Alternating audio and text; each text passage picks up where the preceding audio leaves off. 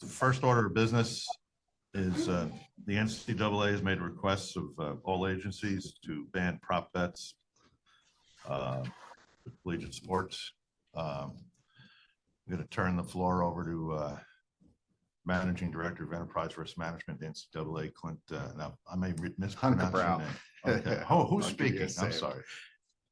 We'll kind of tag team. Okay. Yeah. So just introduce yourself for the purpose of the recording. So we do minutes.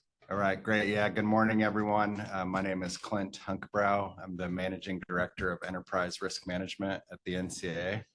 I've been there 13 years. I actually started the audit function at the Ncaa, so I know what it's like to be the unpopular auditor in the room. So glad I'm in good company.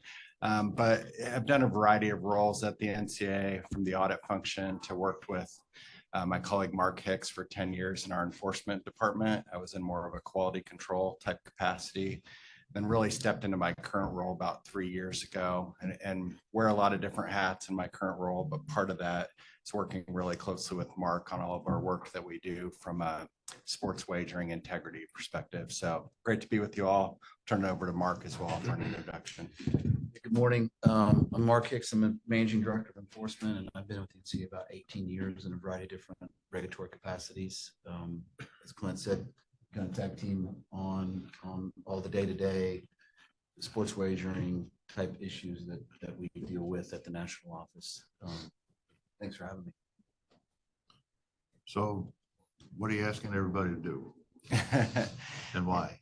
Yeah, we'll kind of dive in. We don't have a big speech, I don't think, in front of you all today. We'd like to keep this conversational as possible. And we understand reasonable minds could differ on this topic as well. So we open all feedback and different viewpoints and whatnot as well. But just to put a finer point on what we're asking for, and it really stems back to Charlie Baker has been our president at the Ncaa for a year now, came from the great state of Massachusetts, as he served as governor there for a number of years. And I think really the first thing Charlie did when he came to the national office was almost do a listening tour, as any good governor does, to really meet with a lot of his new constituents, his new citizens, et cetera. So went out, talked to a lot of different student athletes, talked to coaches, talked to athletic directors, conference personnel, et cetera. I think he heard a lot of the same concerns from a sports betting standpoint throughout all of those different stakeholders, that really, since kind of PASPA was repealed and the proliferation of legalized sports betting, there's really been an uptick in the amount of harassment that our student athletes receive. I mean, Armando Bacot from North Carolina talked about it in March Madness this year, that there was a market of 9.5 rebounds for him to have. He thought he had a pretty good game. He got 25.7 rebounds. But when he went check his social media after the game, he just had hundreds and hundreds of messages from angry bettors going, you know, would have killed you to get 2 more rebounds in that game. And so there's just story after story that we hear from student athletes of just a lot of harassment, a lot of pressure that they're receiving from bettors. We get the concerns around the unregulated market, but frankly, it oftentimes happens really shortly after states go live. I don't want to pick on Ohio with my good colleague at the table, but I think that was really the first situation that we saw, that just weeks after Ohio went live with legalized sports betting, you had a coach at University of Dayton, Grant, say, we got to pause here. Like, there is some significant harassment that we're seeing of our student athletes just shortly after that state goes live. And just a variety of other states, as they go live, we start to hear those concerns come. So, you know, Ed, you had mentioned kind of the, you know, ban on prop bets. Just to put a finer point on what we're asking for, it's not all prop bets on college markets altogether. It's really those player specific performance prop bets. And there's a number of concerns that we have around those, not only kind of the harassment piece, but we really do think it puts literally a name, you know, on the person, a target on their back. Oftentimes I'll go to the betting platforms and you could see pictures and things like that of the student athletes on the betting markets as well. So just having that personal connection to who's being bet on, that name, that picture, we really think that that's what's ultimately leading to a lot of the harassment happening of our student athletes.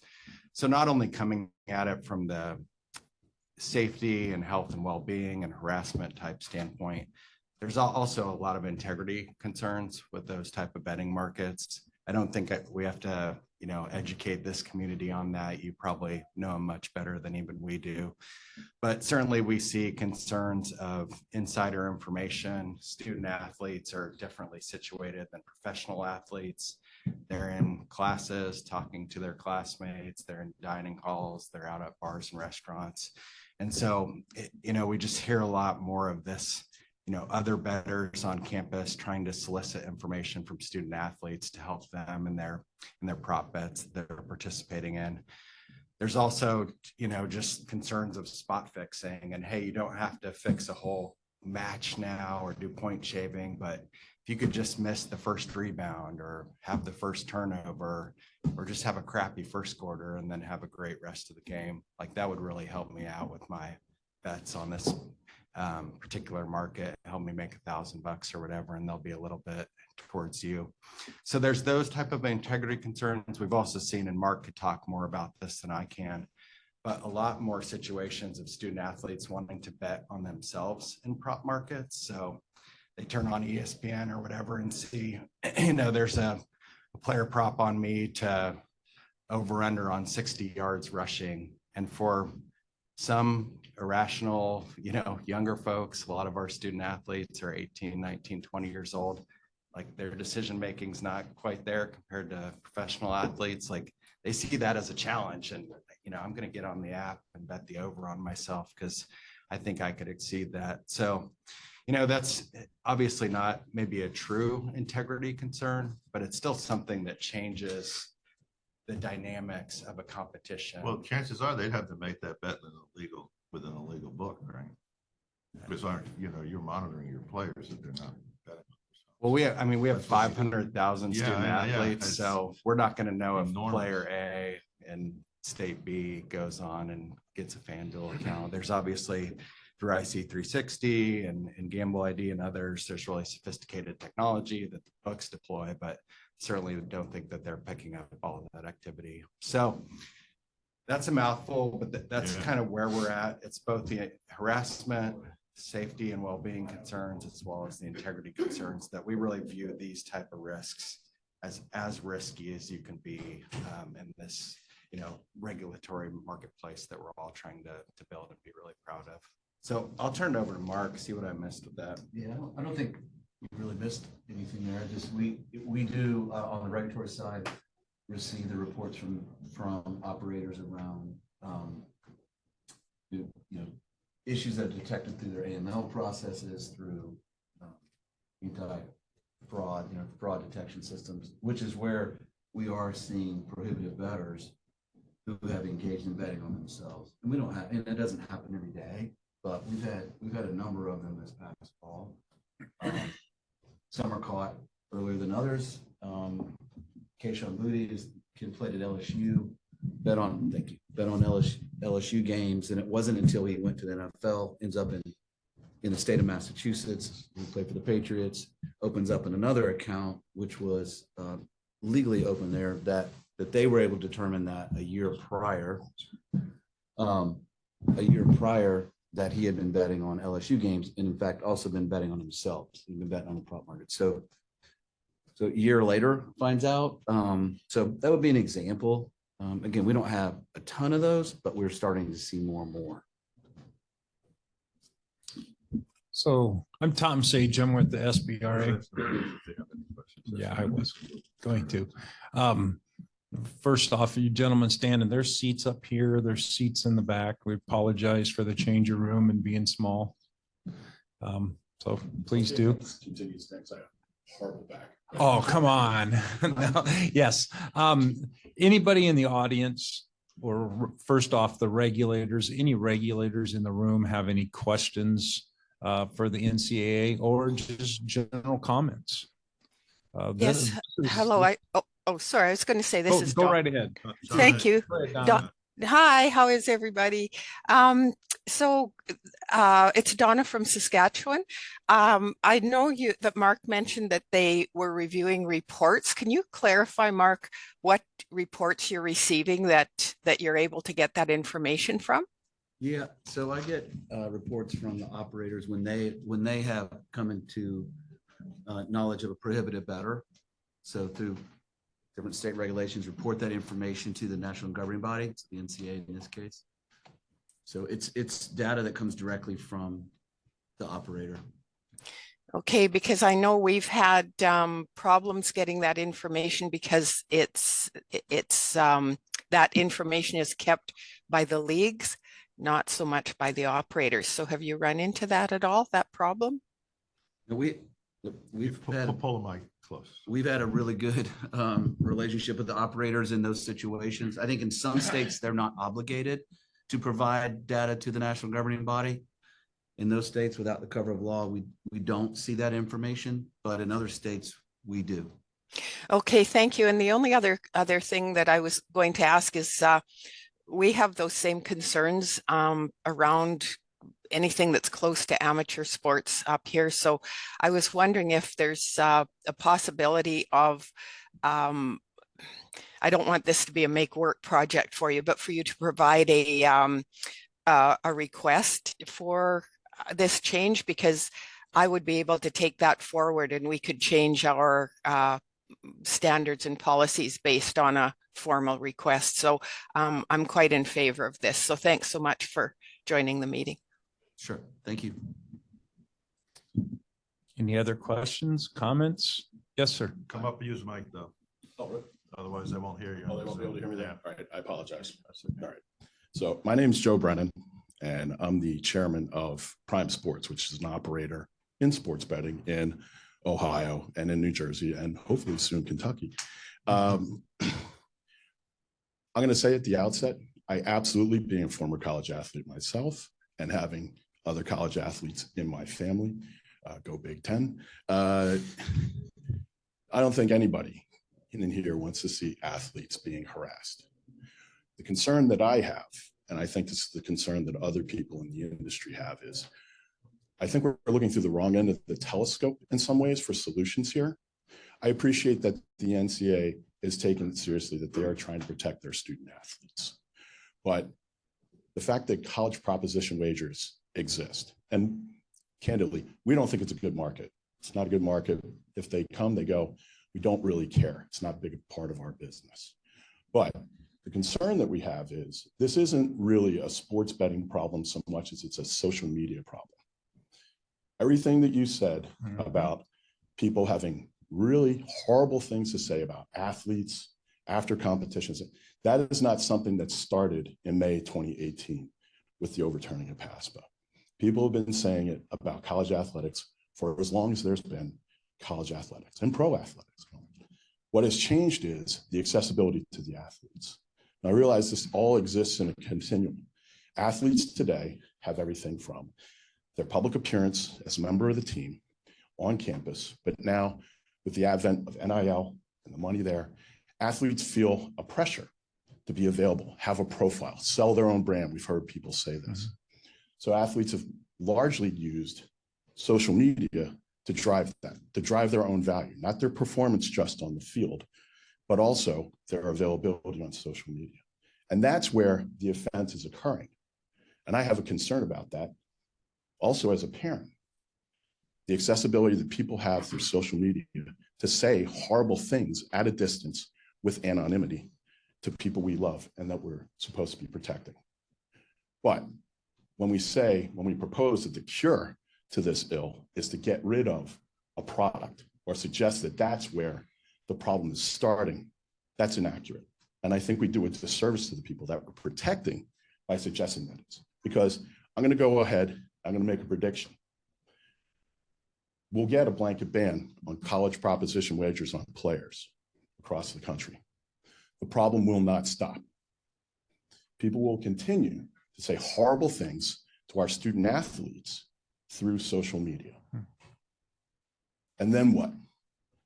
With all due respect to the NCAA and their mission, I don't want to be at a point where the NCAA comes back and says to you, what we really need now is to ban betting on college athletics in the regulated market.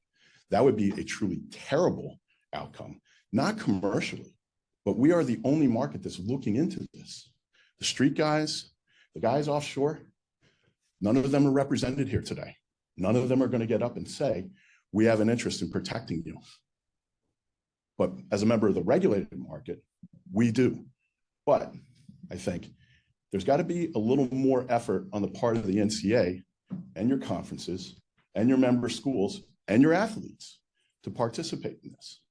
There are tools that people like US Integrity and Odds On, the ProBet feed, that we're now required in certain states to take, where member institutions are supposed to continually list their athletes and their support staff.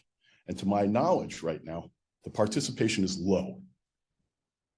Your member institutions are not doing your part of the job of letting us know who your coaches, support staff, and athletes are. We can't do magic tricks, and we can't police social media. I wish I could. My kids would probably be more productive at home and get better grades. Okay. But this is a social media problem first and foremost. This is not a regulated sports betting problem. And I think for you, you're in a tough spot because you have everybody crying to you about this. Solve our problem. And the easiest thing is to turn around and tell us, do something about that. But we can only do something about that if we have everybody engaged, really engaged in a good faith effort. And that includes your member. I'm sorry, I'm pointing at you, but Popular auditor. right? Because here's the thing, I don't want to be in a room like this a year from now saying, trying to stand in front of you while you say the problem wasn't solved, our athletes are still being harassed, we got to do something about getting rid of betting on college athletics. That will make the problem far worse than it is today. And I don't want to see in my backyard, which is Washington, D.C., where we're all standing in front of Congress as the federal government tries to wade into this problem, because that will only make it worse and more expensive as well.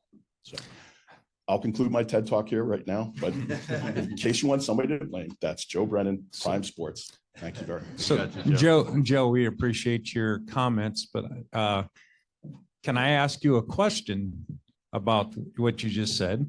I think you're absolutely correct. People have come to me and said, if we outlaw prop bets, why are we allowing over and unders? Because it's the same thing. You're going to get harassed because you didn't score however many points you should have because they thought it should be an over. I mean, you're right. We're looking at prop bets right now, but where does it end? Yeah, please. Well, we're going to be tight on Okay. time. All right. So this is, I'll talk to you. I'll talk to you. Yeah. So before we go to Josh, who's got his hand up on the Zoom. Okay. If there's an integrity problem, would that integrity problem not be on player-specific prop bets everywhere? Why would it be limited just to college athletics? Well, I mean, I think we've seen other professional leagues that have had. Don't read anything in it, but I'm just asking pointed questions to try to pull that out.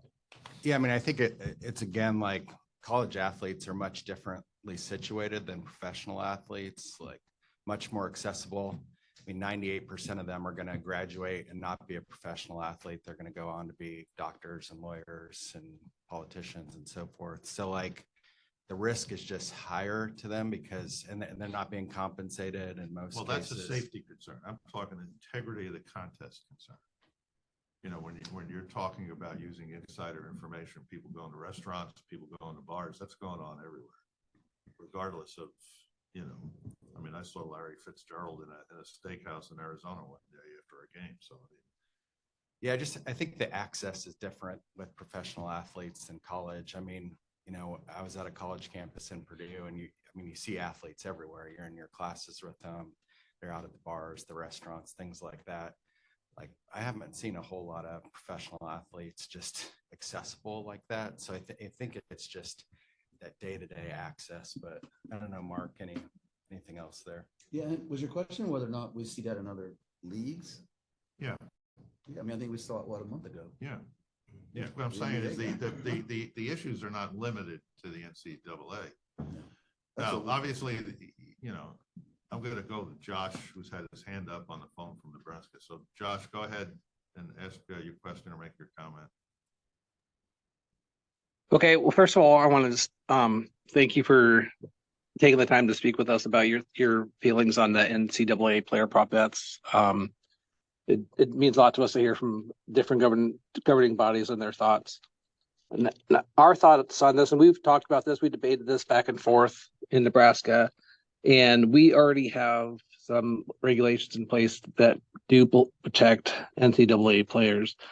For example, you can't bet on in-state collegiate games, or you can't bet on any collegiate athlete player prop, period. So there are some protections already in place for them. We feel like if we take this off of the regulated market, it now goes to the unregulated markets where we have no control over and we can't monitor. This was already brought up, and that's an excellent point. The reason why sports wagering is now legal in a lot of the states is because we took it off the unregulated market. We made it regulated so we can monitor the wagers. And there's more, I guess, I feel like there's more integrity because we now can monitor different types of wagers, and if there is suspicious wagering, or if there is a player that, for example, Jonte Porter in the NBA, those types of things get noticed and they get spread through other jurisdictions really quick. And there's a lot we can do about that and we are protecting the integrity of the game, the integrity of the sport, the sports wagering that way. The NCAA has got a responsibility to also protect the players. And in most cases, a lot of these players are under the age of 21, where in Nebraska, you can't legally bet anyways. The NCAA has law enforcement that can help address the harassment of their players as well. And our biggest responsibility is regulating the legal markets. So I feel like removing player prop bets, we're not able to do that. It's going to go offshore. I think you made your point, Josh. Anybody else in the room? Anybody wish to be recognized? And just a quick response to that. I mean, all those points are well taken. I think what we're trying to do is prevent the harassment from happening in the first place, not having all the detection methods and reporting methods after the fact. So, but we totally get the position of certain states. I don't know if everybody's read Matt Schuler's response in Ohio, or even really the CEO of Penn talked about this last week in some comments. But I think there's an alternative argument to the idea that it's just going to send everything underground, which is 99% of these bets that folks want to do in the regulated marketplace are there. We're just talking about 1% of bets that you're kind of taking off the shelf. So I think our position is really, it may drive them to other regulated markets, traditional markets like over under, money lines, spreads, et cetera, instead of the idea that there's this one bet that they want to do that's not there. So that's going to be the catalyst to drive them to unregulated regulation. So let me ask this question. Obviously, this is your product that you're entering into agreements with the sports books to disseminate. You could put that limitation on contractually, could you not? Yeah, I mean, we don't have any partnerships with sports books. You don't? So, Okay. no. Okay. And again, that's where we're a lot differently situated than the professional leagues. They have AGO agreements with DraftKings, FanDuels, et cetera, where they can limit those sort of markets. We don't have that. We don't partner with any sports books. So that's why we're really coming to you all at the. Well, you do have control somewhere along the line as to how your content is used, right? Only in the championship. Only the championship. TV market. Yeah. Okay. And not over betting markets. So maybe that's an area that needs some exploration. I hate to move this on. My job is to keep the train on. Anybody else have something to say or want to contribute anything? Anybody online? Raise your hand. Tom? I was just going to say, this was a short period. If we think we need to have more discussions, we're always open to scheduling Zoom calls, that type of stuff. We always have very good participation with Zoom calls. If you need, let us know. If regulators want to have a conference call or a Zoom call, let us know. We want to facilitate that. We want to be the facilitator to get everybody together. Well, everybody's making their own decision on this, Yeah. and it's gonna be, it's gonna be like the other thing we talked about on Friday. Yep. To the extent everybody's on the same page and the policy is the same everywhere, that probably makes sense in a macro level, but as a practical aspect, that's not something that's gonna happen in the short term. Anybody else? I'll just add, Mary Beth Thomas from Tennessee. We do not allow individual player props, and we have not seen issues with player harassment, at least brought to our agency. So for what that's worth, we've never had that by statute, they're not allowed. So since the passage of our act. Yeah, and we were just talking to Pennsylvania right before. I think that's generally consistent with states that we see that haven't allowed player prop bets to begin with, but there's less issues of harassment and integrity concerns. Thank you. Okay, thank you very much.